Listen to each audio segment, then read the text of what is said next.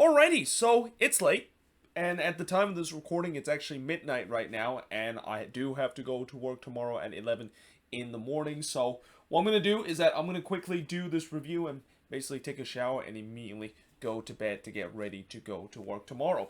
But let us actually talk about the first game out of this free game action, and we start off of what could possibly one, if not the most boring game of the season between the Chicago Fire versus Nashville SC. I mean, if you thought that game between the Colorado Rapids and TFC from yesterday, which also ended in a 0-0 draw, was boring, yeah, this was next level of boringness. And I'm not sure this game was boring mainly due to the fact that it was such an early kickoff, and usually when you see games that are like kind of like 1 p.m. Eastern, 10 a.m. Pacific kickoff, and especially this one being a relatively early kickoff in MLS standards at a lunchtime noon kickoff, usually you can see the players does take a while to get things going, and you know, throughout this game we kind of saw that happen, which is in the first 25 minutes. It just feels like both teams was not up for it for this game whatsoever. Like it was just so dead for the first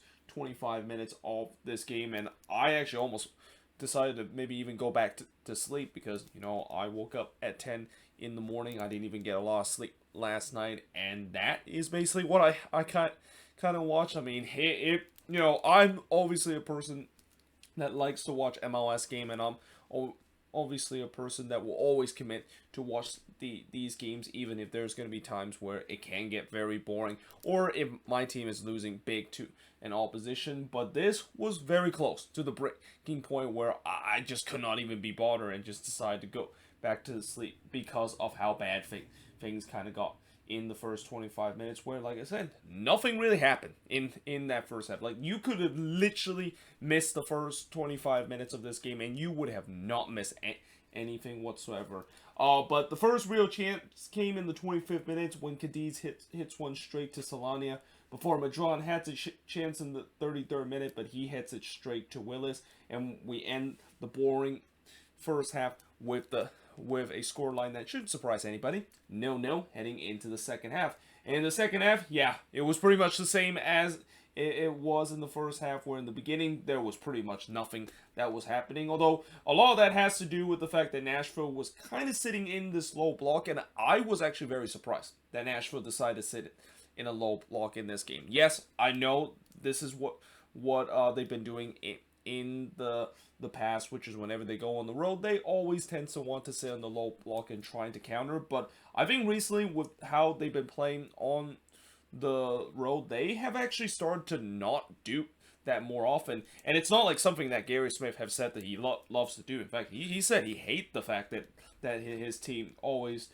kind of sit in a low block and not really push higher up the pitch. And it just feels like in this game, it feels like we were seeing the Nashville team from the first couple of the games that they are on the road, which is just a team just kind of afraid to attack and try to sit in a low block, even though, as we seeing as the latter part of this season goes on, they're starting to have that confidence of trying to go forward and not to be afraid to, you know, just commit a man for it and potentially get caught on the defensive end. So again, it was kind of shocking to see that Nashville decided to sit in a low block in this game, even though they have the attacking talent to go for, and they definitely have the defensive string where even if they do open themselves a little bit, they still have enough to trying to basically defend against the Chicago attack. And plus the fact that this Chicago attack, as much as at times they have shown threatened, it's also a Fire attack that at times has been just finding ways to not score goals. So it's not like the most threatened kind of attack that this Nashville defense has to face. But that being said, in the 73rd minute, Solania did deny Hawkinson's chance before late in this game. The Fire did try to push for a late winner. Navarro puts it high from long range before Willis was able to deny Beric from close range in the 90th minute. But yeah, that's pretty much it in terms of what happened in this one, as in the end it ends in one of the most boring 0-0 draw I've ever seen in my life, and probably the most boring 0-0 draw we have seen throughout this season. As the shots in this game, only 13 shots that was combined for both of these teams. Like, we have seen games this week. In fact, the very next time I'm talking about, there actually has been fewer shots in this game than what the Seattle Sounders had in this game against Sporting KC, where they end up having 14 shots, and that both of these teams only combined was just 13 shots. 3 shots on goal compared to 4 that Nashville has. 2 shots off target compared to 0 that Nashville has. 3 shots that was blocked compared to 1 that Nashville has. And possession-wise, 64% possession compared to 36% possession that Nashville has in this game. And overall, I don't think either team will be happy with this result. I mean, for the Fire, it's another frustrating performance at home dropping points, and pretty much are in that see you next season mode. But for Nashville SC, this was such a winnable game, and it was just so inexplicably seeing them being so defensive, even though we seen before where they have had fine success of not just kind of sit back and trying to really go for it. And I just don't know why they didn't decide to do it. I mean, is it because of the early kickoff that kind of put them off? It was really shocking to see a team that has done so well, and they just kind of decided to pack it in and trying to sit deep and hope to maybe score a goal on the counterattack. But that being said, now moving on away from that boring game to talk about the battle for the top 2 spot in the Western Conference. And I'm not gonna lie, in the beginning of this game, I thought we were gonna be in for another boring game, because for really the first 30 minutes of this game, it was a very scrappy start to this game, and it just feels like both teams just couldn't settle into this game, and really hasn't established any rhythm in the final third. Like, it feels like every time when both teams go on the final third, they just could not find that crucial final ball to create any chances whatsoever. But thankfully, it turns out that after the opening goal was scored in this game, this is when the game really kind of opened up. And speaking of the opening goal, it was scored by the Seattle Sounders, as Christian Rodon in the 31st minute would score from Smith and Atencio. But in many ways, yeah, Melia should have done better. I mean, this one was kind of hit right to Tim Melia, who did get a hand to it, but definitely not strong enough to try to parry that one away. By the way, both of these goalkeepers are supposed to be 2 of the best goalkeepers in the league, and both of them kind of make mistakes in this game that you usually do not see both of these goalkeepers make this season, or even in their career with their respective team. But then just 6 minutes later, it was almost 2-0 when Ruidíaz tried to do a spectacular scissor kick goal, but he missed that one wide. In fact, he didn't actually put a lot of contact in terms of that scissor kick attempt. But then in the 39th minute, he had another chance to score again, as he puts it wide from close range. And Seattle was definitely pushing for a second goal, though Gary Kinne had a chance for SKC to get one back, but he puts it wide from close range. As I thought that was really the first real chance that Sporting KC had. Like, there wasn't really much that they did in the first half, and in some way they're probably very fortunate the fact that they were only down 1-0 heading into the second half. Now in the second half, whatever Peter Vermees said at halftime definitely fired this team up, because they really kind of came out to play in the second half. Fry was able to rob Ilie in the near post in the 49th minute. As I mentioned, Sporting KC started the second half the much better side, and they were looking to try to get the equalizer. But then in the 55th minute, Seattle doubled their lead. And it's Will Broom, the one that doubled the lead for the Sounders. And really, it was kind of against the run of play with the way that I thought Sporting KC were the better side up to that point. And just, a giveaway in the defensive end from Sporting KC allowed Seattle to work on a short field, and they took advantage of that. And just like that, they were up 2-0 in this game. But SKC did quickly respond and get a goal back, as Johnny Russell would score to make it 2-1 in this game. And this was, again, a rare mistake from Stefan Fry, where it looked like he kind of, like, this one was kind of hit it straight toward him, and then just kind of inexplicably, he just kind of dropped the ball as he was trying to maybe catch that one. I mean, I will say this, Stefan Fry, it seems like every season that he's been with the Seattle Sounders, he at least does allow one goalkeeping howler every year, and maybe this is kind of the moment where he allowed that goalkeeping howler. And I guess maybe you could also say that's good news for a Sounders fan, because at least you see Fry make that rare goalkeeping howler and make at least one goalkeeping howler every year, and he makes it doing this this part of the game, and unlike, let's say, maybe in MLS Cup. But that being said, that was definitely not a good moment for Stephen Fry, and one that you definitely feel like he should have done better.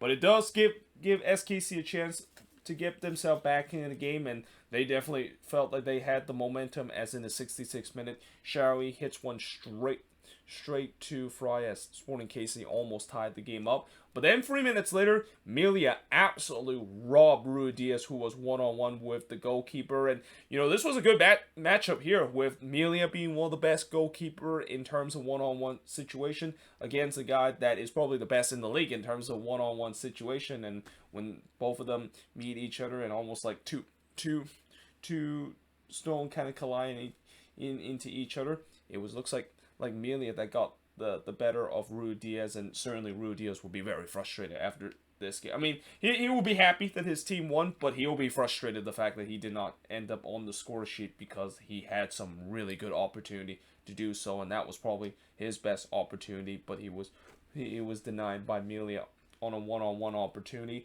Then Madrona drives one that just missed Hyde in the 73rd minute, as Seattle was looking to finish this game.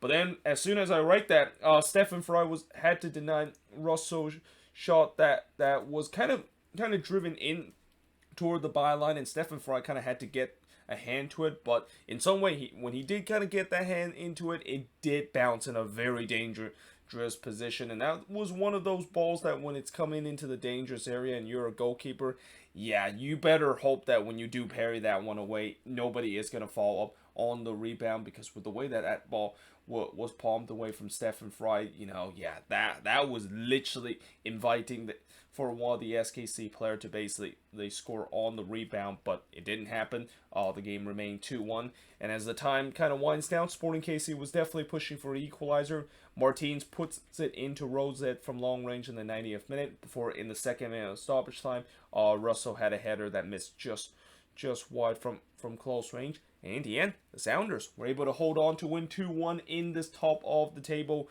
clash in the Western Conference, and they of course also have reticked that first spot in the Western Conference with this win.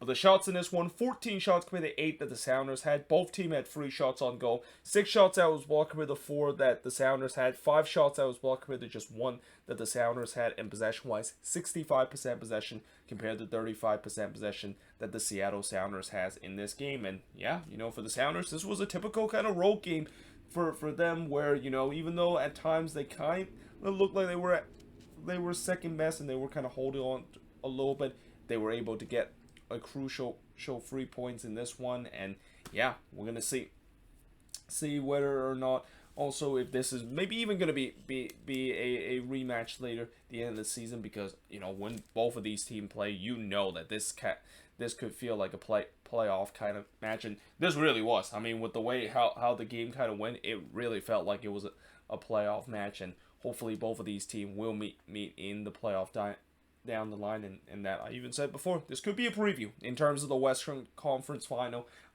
in November, and let's see if that is going to be the case.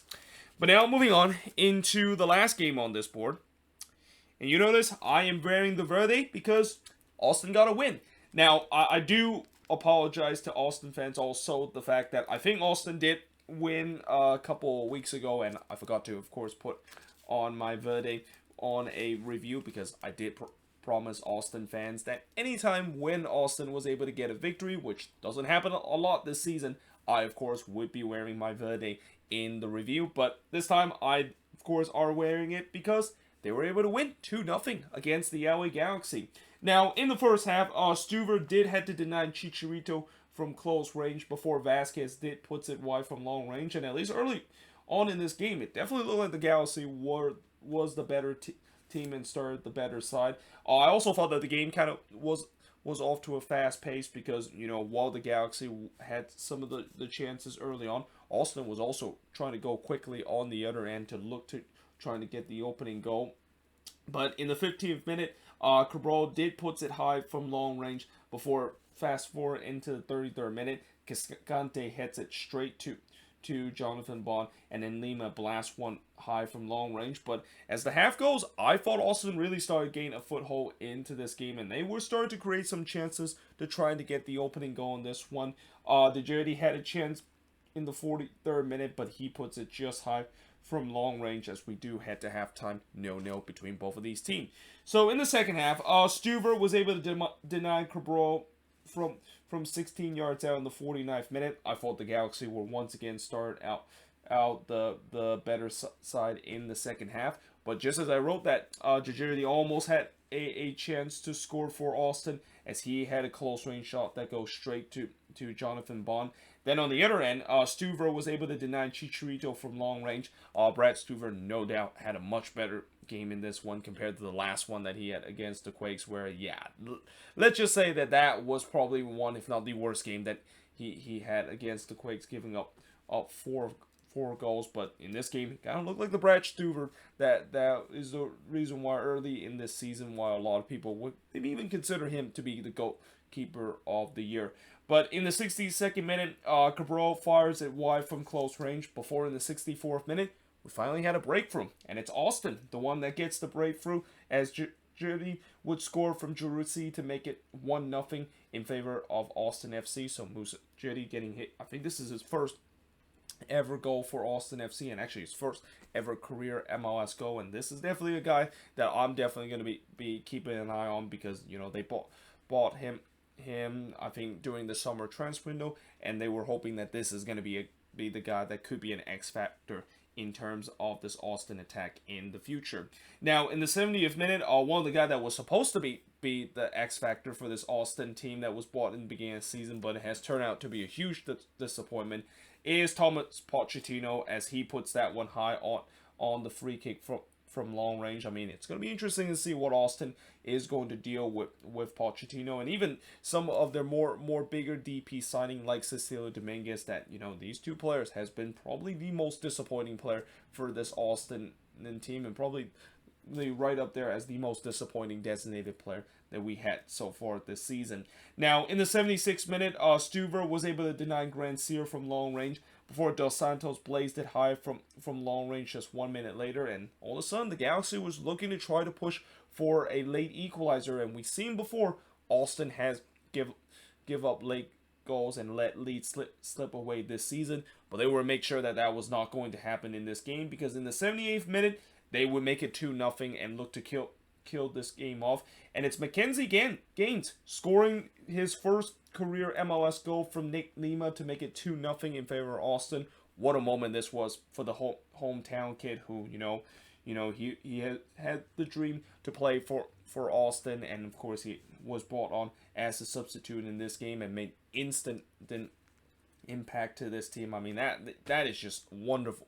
Full story to see when you have a guy that has been dreamed to play for a team, and you're basically they are representing a team that is in your hometown, and you're able to come off the bench and score the goal. Yeah, I mean, that again, very great moment to see there for Mackenzie Gaines and certainly for Austin FC. But like I said, that makes it 2-0 in this game. Chicharito did have another chance to get one back for the Galaxy, but he puts it high from close range.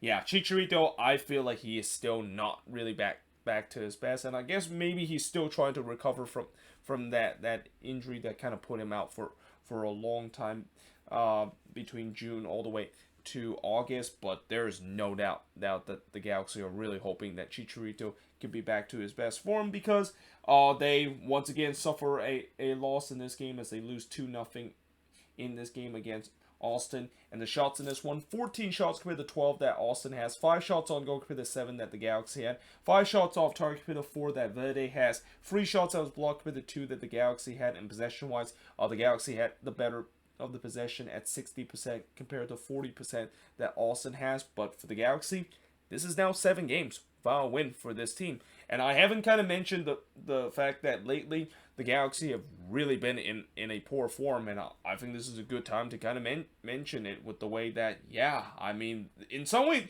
they kind of almost remind me of Orlando City, where, like Orlando City in the Eastern Conference, where they were being in the top 3 position for most of the year. The Galaxy is kind of in the same situation for most of the year. They were in the top 3, but now all of a sudden, with this bad run, they have now dropped down to 5th place. And although they still have a comfortable gap in terms of being above the red line with a 5-point gap over the first team that is below the red line, there has to be some concern with the way that this team is not winning game. And you know, this is probably one of the worst time to try to have a slump, especially as we head into the home stretch. And if they cannot figure out this slump, and especially cannot figure out not just the goal drought that they've been going through in these last couple of games, but also their defense once again started to turn to hot garbage mode like it has been for the past couple of years, they could be in trouble heading into these last couple of games. And you know, I wouldn't be surprised they could even fail out of the playoffs if they do not end this winless run and start winning games as we head into the stretch run, because there's a lot of teams behind them that is definitely hungry to try to get wins, and a lot of teams even below the red line that is trying to get themselves above the red line. And you know, if you're a team that is above the red line right now, you just like, especially for teams in the Western Conference, and also this goes the same with the Eastern Conference, where you're kind of like between 4 through 7th place. Yeah, there's no time to be comfortable and be conservative, because you know that you have to keep getting points if you're going to stay above the red line and fence off all those teams that's currently below the red line that is trying to find a way to get wins, and also somehow to get themselves back into a playoff position. But yeah, there you have it. That is pretty much it for the preview, or not the preview, the review of these 3 games. Of course, it's late at night. That's why I can't really leave kind of function well in terms of what I'm speaking. But either way, hope you guys enjoy this video. If you do, make sure you guys leave a like, smash the subscribe button. Let me know in the comments below, what do you think of these 3 games that happen on Sunday. And yeah, hope you guys enjoyed this video, and I will see you guys next time.